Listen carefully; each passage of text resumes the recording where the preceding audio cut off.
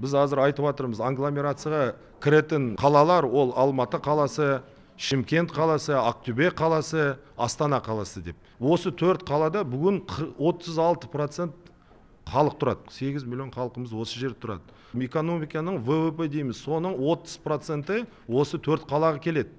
Сосын 60% инвестиция дейміз, ана шет мемлекеттен келіп жатқан ақша осы 4 қалаға келіп жатыр. Центр англомерация дейміз, сол жерден басталады, сол орталы. Сол орталы болу үшін не керек десіңіз, қазір мына заңда жазып жатырмыз, 500 мың халық болу керек. Аудандардың жұмыс істейтін адамдар солар білен қарым қатасы болу керек. Алматы облысында 5 аудан бар Алматының қасында. Бәрі облысты тұрады, бірақ Алматыда жұмыс істейді. Ол жерге автобус болмаса бір остановка салайын десе, оныңға заң жол жоқ. Осы проблема бүгін бәрі жерде болып жатыр. Бүгін жасап жатқан заңымыз, осында екі бюджет бір-бірісі білен горизонталь дейміз, сондай болатынды мүмкіншілік бар. Алматыны айтып кеттік. Мына Астана өзінде, мына Қосшы деген бар, Ақмола облысы қарайтын аудандар бар.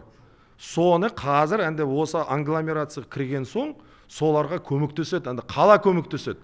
Астана донор, бүгін оның өзінің ақшасы бар. Олар сол жерде инфраструктура дейміз, жол салама, мектеп салама, болмаса бір общежитие салама, олар облыс білен ақылдасып сол жерде жұмыс істейтін сондай бір программалар шығады.